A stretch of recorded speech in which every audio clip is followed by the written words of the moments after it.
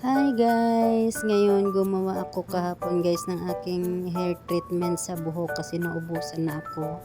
So yan lang guys, cloves, green tea, olive oil. Kadalasan guys yung ginagawa ko dyan talaga is purong olive oil. Pero dahil wala na, hinati ko lang yung maliit na bote.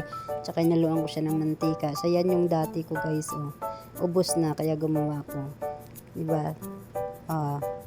Nakita nyo guys yung buhok ko guys. Shiny yan. Yung mantika shiny.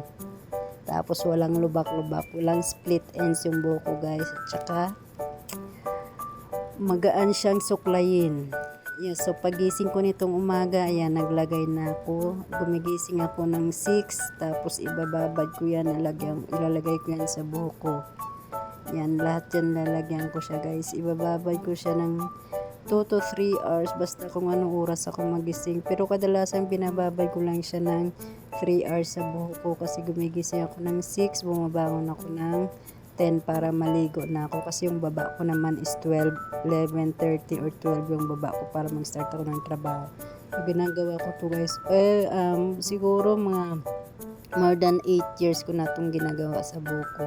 Maganda siya sa buhok guys. Shiny, yan. Pagkatapos yan guys, ano lang, shampoo and then conditioner yan. Pag naligo na. So, ibabalag natin yan guys. So, ganyan lang. Tapos, tatalian. Thank you for watching guys. Salamat sa pagsuporta sa aking mga minsan walang kwentang video.